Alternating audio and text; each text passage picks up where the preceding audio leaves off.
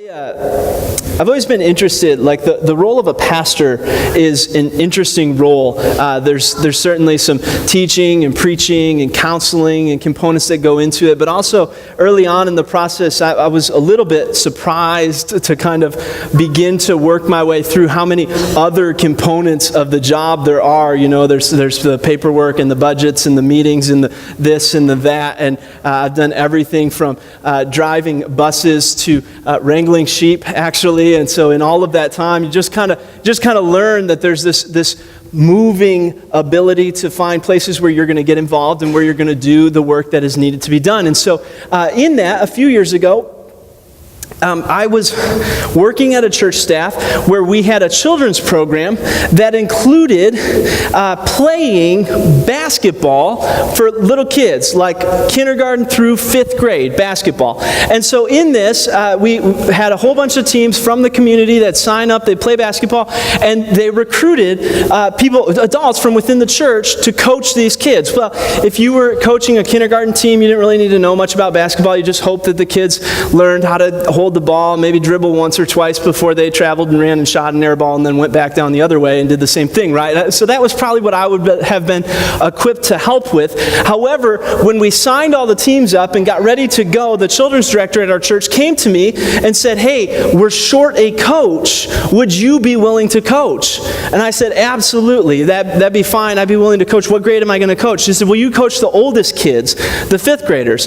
Now, the thing about basketball is when you get to 5th grade, you start to kind of separate out some kids that know how to play and some kids that don't. And you can actually kind of get to the point where they might score like a couple points during the game. You know, they might actually dribble the ball. You might see like a play here and there. And it just so happens there are 4 5th grade teams that 3 of the teams were coached by guys who had one was a high school basketball coach and was doing it in his spare time for fun. One had played college basketball, and one was a star high school basketball player. So these guys were like legitimate, and then there's me, and I'm a pastor, okay? So we begin by getting all the teams together the first night of practice in the gym, and there's actually 4 different sections of the gym, and each team is supposed to go with their coach and begin to practice. Well, here's what I knew about practice. Well, the objective is to score, and so I gave the kids balls and said, shoot around. That was practice for me. I look over to the other quadrants of the gym, and they're running like drills, like layup lines, showing them what their pivot foot is. I didn't even know what that meant. They're showing them how to shuffle their feet in defense. They're showing them the right way to pass, bounce passes, slide passes, overhand pass. I don't even know.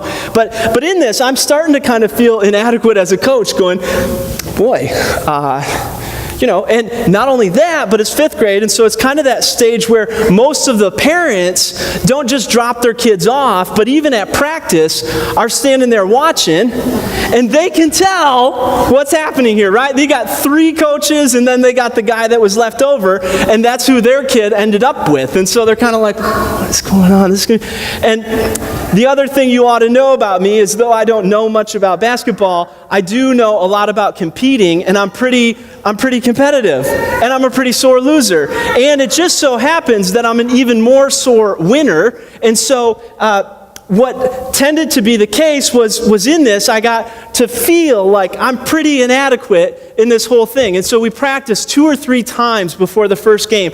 And all 3 of the practices are like this. By the 3rd one, I had learned how to fake it a little bit. I was kind of like, yeah, guys, line up here, and then you line up here, and then we'll each shoot. You know, so that way it's in a line. It looks organized, but we're still literally just shooting the ball and hoping that was making us better. Except that the first game came along, and it just so happened that there was one 5th grade kid who couldn't make any of the first 3 practices, but wanted to be in the league and made it just in time for the first game.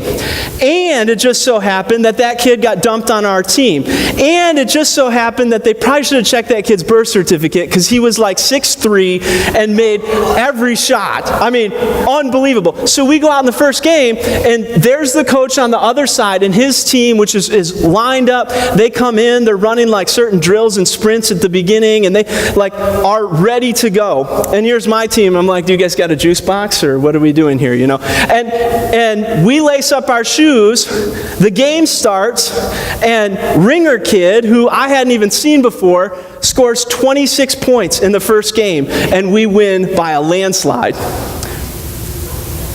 Sore loser, even more sore winner, right? So we are walking through the line afterwards, right, to shake hands, and I get to the other coach, and I can tell he's a little frustrated because he's coached hard. He's telling them to like set the pick and roll and do this play and do that play.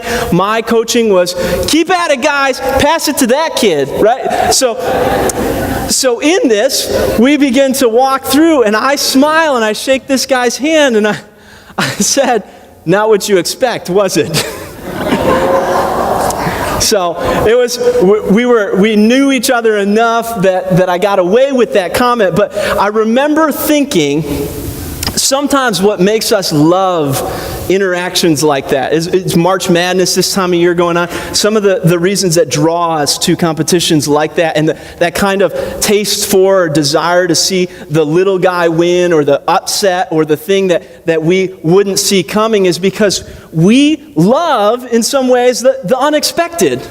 We love the story of why someone shouldn't prevail and yet they do. And one thing you see as we're walking through the Gospel of Luke over and over and over again that I've been impressed with is how often it's not the people that you would expect that are finding favor with Jesus, but it's the unexpected.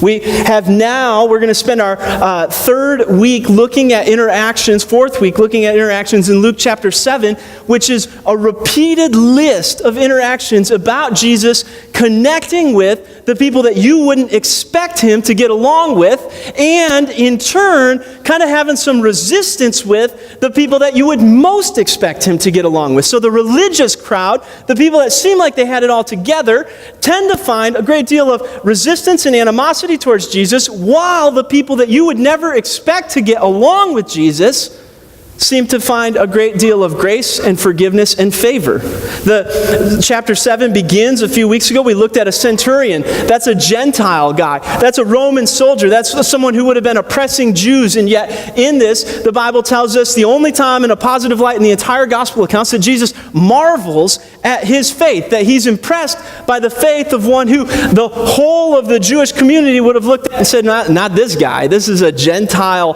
Roman soldier. It continues on, and it talks about a widow who loses her son, which in that society would have meant that she was nothing. She was nowhere. If you're familiar with the Old Testament, you think about the book of Ruth and Naomi. If you were to lose your husband and your son, that was to put you in a very precarious position. You would have been poor. You would have had no rights. You would have had no value in that society. And she finds the compassion of Jesus, and he brings her son back to life. Not only that, but as we continued on, we looked at this interaction with John the Baptist, and where it took us last week was Jesus looking at the Pharisees, the religious leaders, the people of that day that would have been in power when it came to the religious way of life, and calls them like children, that they're just playing games. That they're not really experiencing God at all, but rather that he ought to compare this generation to a generation like children who are in the marketplace playing games. And when they experience John the Baptist and when they experience Jesus the Messiah, they miss it because they don't play the way that they wanted them to play. And so it's in this context that now, this week, we look at another interaction where even more clearly Jesus is going to draw out this, it's not who you'd expect, and sometimes it might be the person you exactly don't expect that's going to find my grace and mercy because they're not going to rely on themselves, whereas this person will. Let me show you how the interaction plays out. Verse 36 of Luke chapter 7. Now, one of the Pharisees was requesting him, Jesus, to dine with him, and he entered the Pharisee's house and reclined at the table. So remember, we just said that what's happened here in verse 35, verse 30 to 35, is Jesus looks at the Pharisees, the religious leaders, and says, you don't get it. You think you're the ones closest to God, and yet you're the ones missing it the most. You're like children, and you having a case against us, which has now been prevailing for a few chapters and some time in Jesus' ministry. They've kind of come to him, questioning him about the Sabbath. They're coming to him, questioning about how he handles things. They questioned him about how he's not fasting. And so in this, they're starting to build this opposition. And so he looks at them and says, you guys are like kids. You're like little children.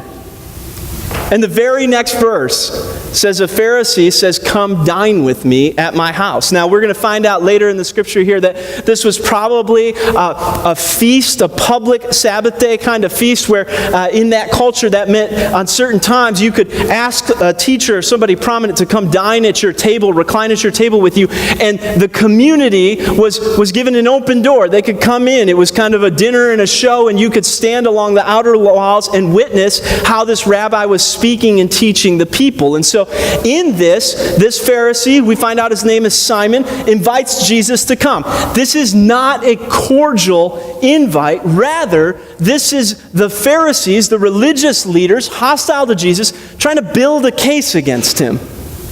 They're beginning to look for ways, and what we'll find is that from here until the end of the Gospel of Luke, Luke's going to simply record over and over again the Pharisees finding ways to accuse Jesus, looking for opportunity after opportunity after opportunity where they might say, this is why this guy is wrong. And over and over and over again, Jesus is going to show why he's right. And over again, the Pharisees are going to acknowledge that and simply move on to what's the next way we can find a way to accuse him. Never being willing to submit to him, never being willing to give up of their own set ways and relinquish their authority and say, you are the Messiah, but rather seeing him do this and going, okay, let's plot again, let's find a way. And so in this, do we find that Simon the Pharisee invites Jesus over to his house, requests to dine at his table. Verse 37 tells us there was a woman in the city who was a sinner. And when she learned that he was reclining at the table in the Pharisee's house, she brought an alabaster vial of perfume, and standing behind him at his feet, weeping, she began to wet his feet with her tears and kept wiping them with the hair of her head and kissing his feet and anointing them with perfume. Now, when the Pharisee who had invited him saw this, he said to himself, if this man were a prophet, he would know who and what sort of person this woman is who is touching him, that she is a sinner. Now, Here's what was customary in this culture if you were to have someone over to your house. There were three things that would have indicated good hospitality. Not do or die things, but think about it when we are going over to someone's house. There's some things that you could do that would be hospitable, right? You could offer somebody a drink. You could offer to take their coat. You could give them a seat or kind of show them around the house, tell them maybe where the bathroom is. There's some things that you can do that help someone feel comfortable and welcome and invited. In the same respect, if you were to simply open the door and go, you're here, and go back to your business, you might find that you're being unhospitable. Now, there's times, there's people where that wouldn't matter, right? Like if I come home from work and Whitney doesn't acknowledge my presence and go, hey, would you like a drink of water and can I take your coat? That's a little different, right? Because we're married, we know each other. I'm not saying that should happen. I just, we'll work on it this week. But so if I'm not here next week, you know why. So what we find is that in this culture, the way that you could do these things, the way that you could care for someone, show them hospitality, was wrapped up in some things that were tied to what it meant to travel around in a desert climate without a lot of water and typically smelling not so great. So you would greet someone with a holy kiss. That was a way to let them know that they were there and distinguished amongst you, that you cared for them. You would give them a holy kiss. I told you, Everett, I'm going to keep you awake. So, that's right. We just get a close-up on how red your face is turning right now. So you would greet them, right? That was stage one. You would, if you were really looking to be helpful and inviting them over for something like dinner, which is what Jesus and this Pharisee are dining over, you would offer to wash their feet. Or you would, if you were someone of prominence, which this Pharisee probably was, you would have a servant in your house take a basin of water and wash your feet. Because you don't have socks back then. You wore sandals. You walked. Roads weren't paved. They were dirt roads. It just so happened there were a lot of animals traveling on these roads, and so you were walking through some stuff that you might not want to have near your dinner table, you know what I mean? So in that, you could volunteer to be hospitable by saying, here, let's take off your sandals and have someone wash your feet. It was, in fact, the one who would wash your feet was the most lowly and humble of servants, because again, of what you're washing off somebody's feet, and feet are just gross to begin with. Some of you like it, I don't, but in that's even the example you see of Jesus in John chapter 13 with his disciples. He goes to wash their feet to let them know how much he came to serve them. And so you could care for somebody by giving them a holy kiss. You could care for them by washing their feet. The last thing you could do is, again, desert, travel, no indoor plumbing, running water, showers not readily available, is you could anoint someone's head with oil. It was a way to keep the dirt and the grime down. You know, we have this white hair.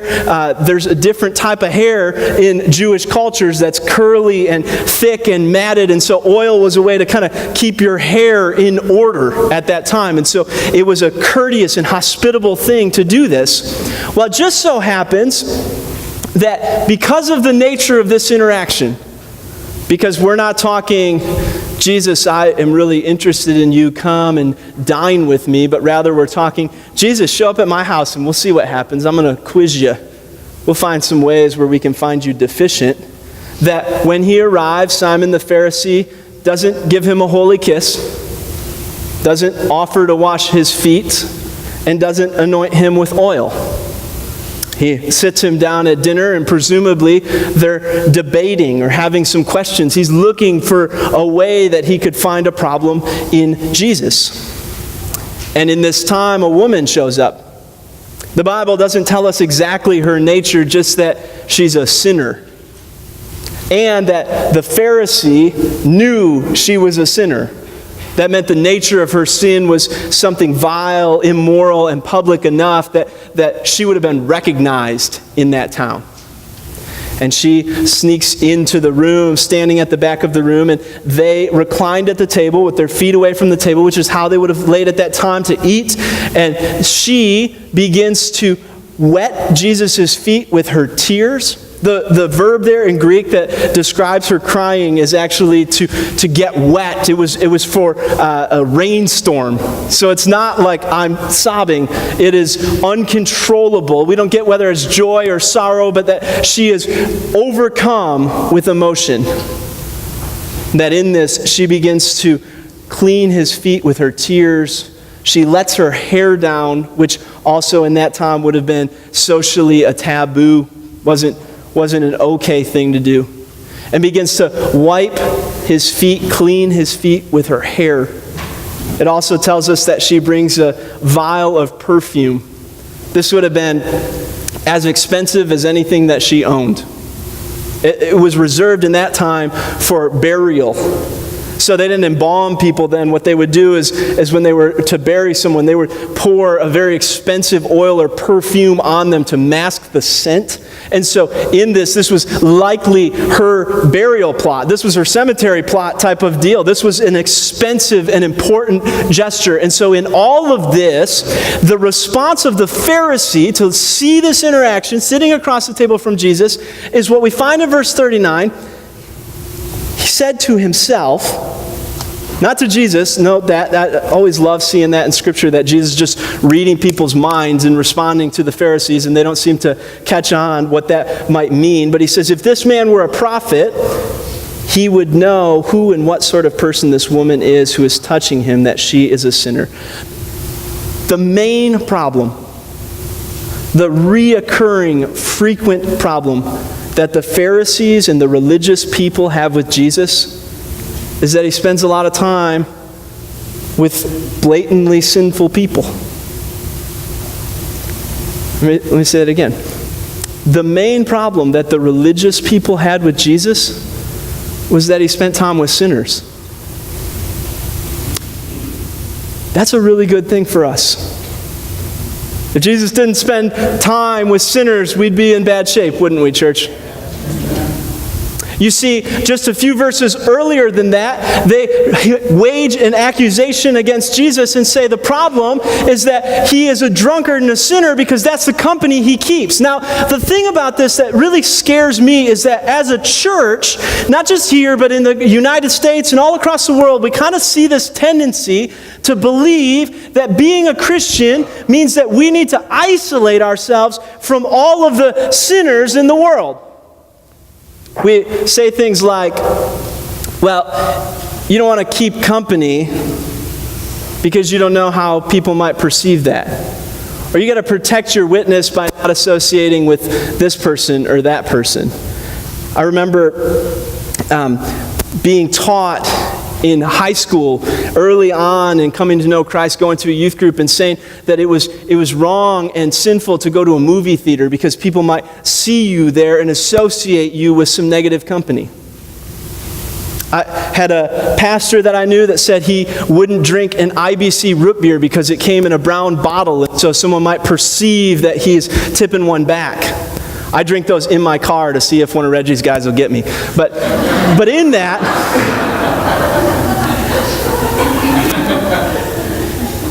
the temptation, the kind of threatening little line that we have this tendency to walk is that to be a follower of Jesus means you don't associate with the people that don't have their life all together.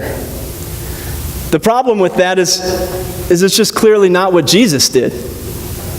Now, I'm not saying that the bulk of your time should be spent with a bunch of people who live vile and sinful and God-defacing lifestyles. I'm telling you that the church should be a source of encouragement and that you should find your value and your strength there and you should gather with the saints, but that we should do it so that you can go out into the world to a people who don't know and have a relationship with Christ, proclaiming to them the good news of Jesus, the forgiveness of their sins and faith in Him for salvation, because that's what Jesus did. In fact, in the Gospel of John, Jesus giving his high priestly prayer, this is Jesus preparing for his death on the cross, is going to pray to God about us and says, I've given them your word, and the world has hated them because they're not of the world, even as I am not of the world.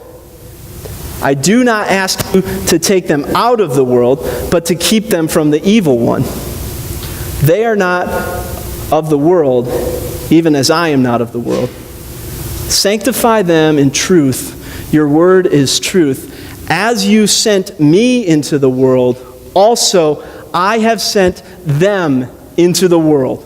That we've been sent not to not associate with the world, but rather to go into the world, to recognize that the people that you wouldn't really expect to submit to the gospel are people that we've been called to go and to care for, to love, to share the gospel with, to be the church, to be the representation of Jesus as He was sent into the world, that we also are sent into the world. And so the thing that scares me the most is that the religious people of that day who wouldn't associate with someone that might be known or have the appearance of being a sinner is the same thing that 2,000 years later I think we see over and over and over again in churches, is that if somebody looks the part, we're okay with it, but if they don't, we have this kind of distrust, this hesitation towards, this lack of willingness to go and be a representative of Christ.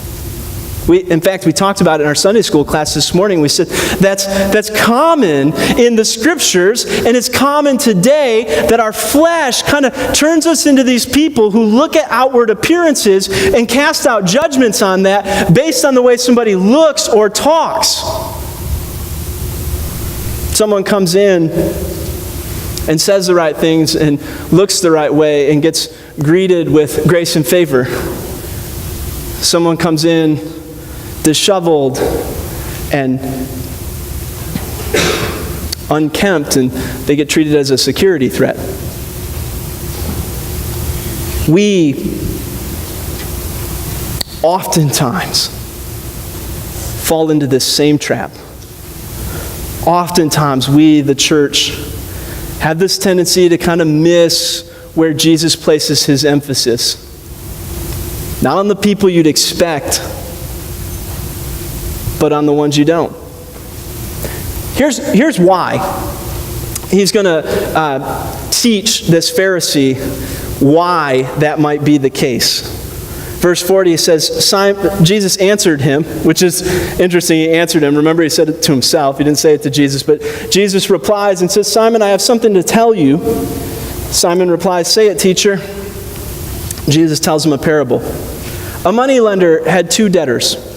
One owned 500 denarii and the other 50. When they were unable to repay, he graciously forgave them both. So which one of them will love him more? Simon answered, I suppose the one whom he forgave more.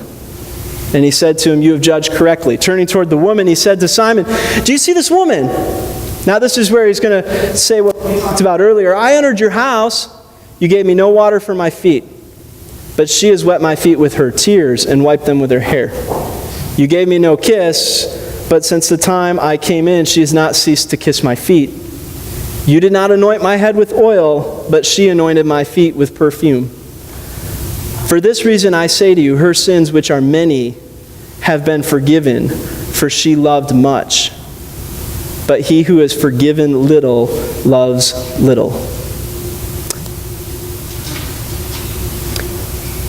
What I think is interesting, Jesus gives Simon this variation of another parable that he speaks to Peter, that forgiveness is tied to how we view and see the gospel, how we also love God because we recognize our need for forgiveness. But he notes something in this, the same way he does with the other. Both men owe a debt. You see, the reality is there are some in this world who are building up bigger debts than others, that they're living a lifestyle farther from God. But the frustrating part that Jesus sees in these Pharisees is that they believed that they weren't debt holders. They believed that they were okay.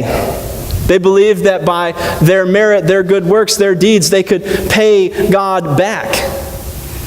You see, the primary frustration that the Pharisees have with Jesus is that he spends time with these people who are knowingly sinful. But the primary frustration that Jesus has with the Pharisees is that they don't seem to know that they're sinners in need of forgiveness. I think the primary frustration that I see within the church today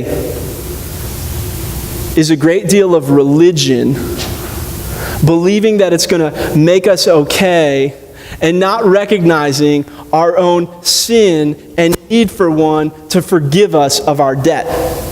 Let me tell you a couple ways that it plays out, and then we'll be done. The first is that I think there's this suspicion in the church, and maybe it's even subconscious, we haven't really even dealt with it, and yet what happens is we've kind of fallen into this idea that God needs us. That you read the news and you see the world kind of going into a bad place, and you look at churches, and if you read some statistics, you would say Christianity in the United States is on decline. And so in that, what God really needs is he needs some people to come and cheerlead, right? He needs some people that really are going to represent him well, and that when we do it, we're giving something to God, and so he should be proud of all that we do. The reality is that God doesn't need you. He doesn't need me. Next week we'll look at, in coordination with Palm Sunday, this interaction of Jesus riding into Jerusalem. My very favorite verse in all of the scripture. The people are crying out, Hosanna, blessed is the name of the King. And the religious leaders still kind of looking for a way to accuse Jesus, go, that's blasphemy. They're calling you the Messiah. You need to rebuke them. And he says, listen, if I told them to stop, the very stones would cry out. But he doesn't need a cheerleading section. He doesn't need you and I. It's not our merit or our work or the things that we could give as a benefit to the Lord. I think Simon the Pharisee is in this interaction going, Jesus, if you just said earlier that we're like children not playing your game, but the reality is, if you just get alongside us, you'd be on our team. Look at all the things we've got. We're in control of this Jewish religion. We've got all this power and authority. Come over to our side and look at all the things we can offer you. And yet what Jesus is identifying in Simon is that he, like this woman, owes a debt. And he, like this woman, is unable to repay. And that God doesn't need us. Paul writes it this way. He says, the God who made the world and all things in it, since he is Lord of heaven and on earth, does not dwell in temples made with hands, and he's not served by human hands as though he needed anything. He himself gives to all people life and breath and all things.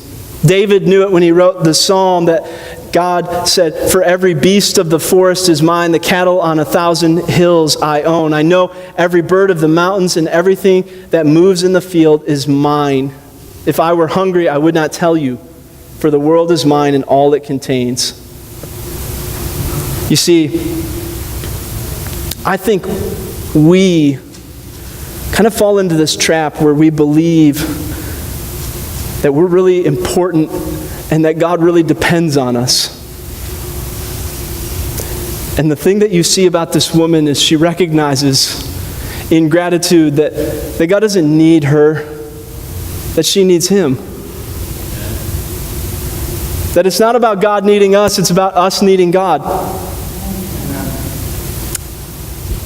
It's not about what we can offer to God, it's about what God offers to us.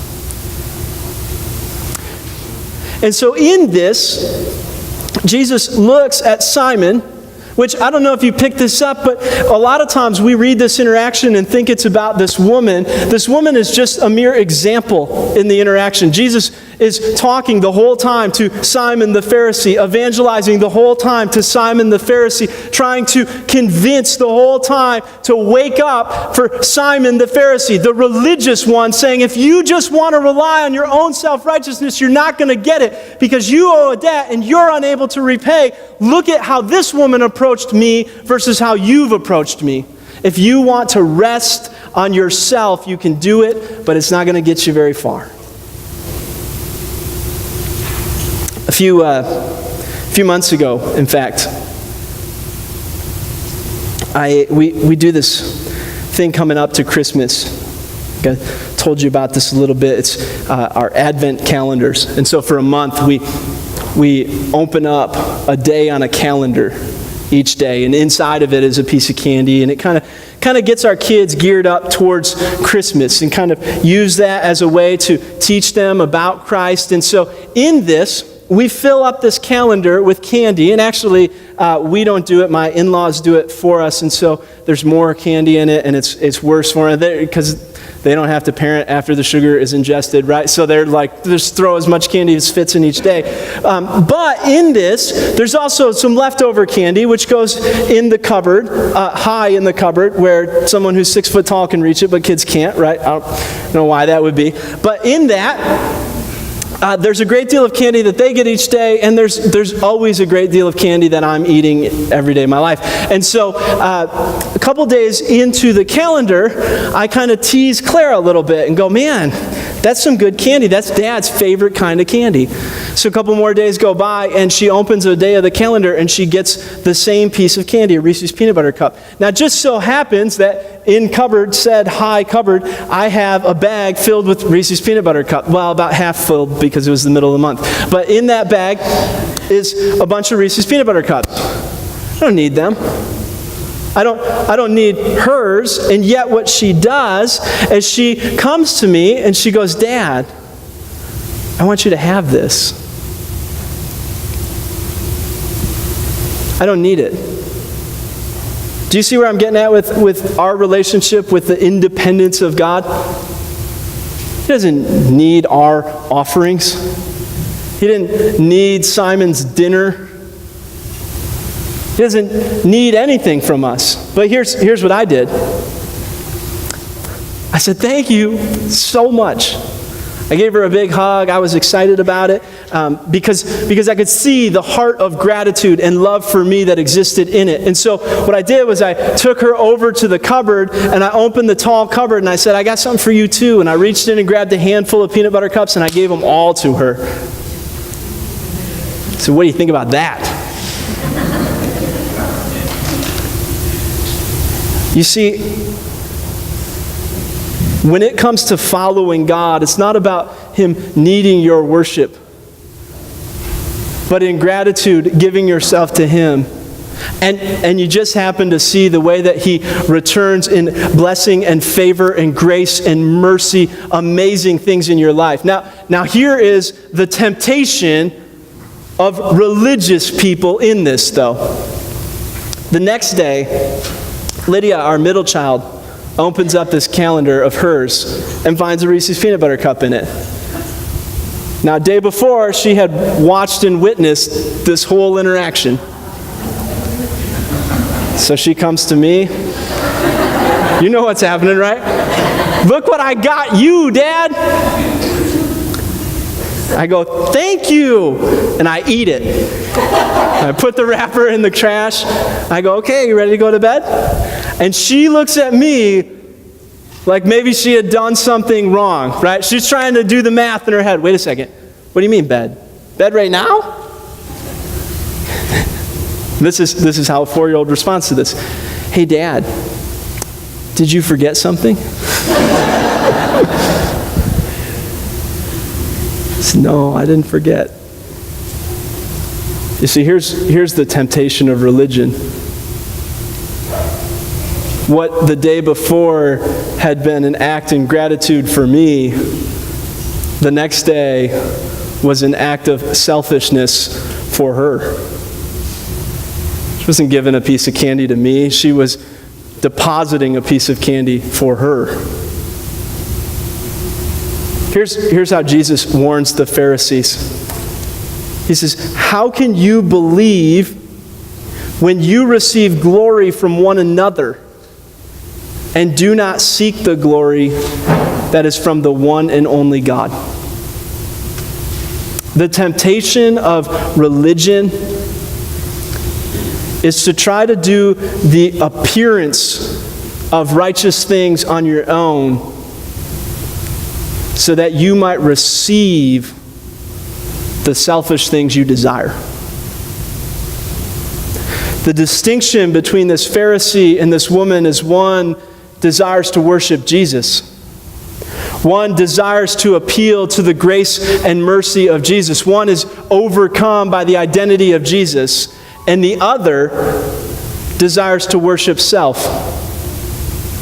There to show how put together he is, how much Jesus might need him. And in doing it, desires to make great only himself. But it's not the Pharisee that Jesus' final words go to. It's the woman. Verse 48 says, he said to her, your sins have been forgiven. Those who were reclining at the table with him began to say to themselves, who is this man that even forgives sins? And he says to the woman, verse 50, your faith has saved you. Go in peace. I think you got a choice, church. Maybe you've made the decision and it's a time where you would remember it or be reinvigorated by it. Maybe you've never come to grips with this at all in your life. But I think Jesus describes a choice in this interaction. That you, like this Pharisee, can do a lot of things right. That you, like this Pharisee, can try really hard. That you, like this Pharisee, can rely on yourself. Or that you, like this sinner, we're not even given a name, just a sinner, you can humbly submit it to Jesus. And your faith will give you forgiveness and salvation. Which one are you going to choose?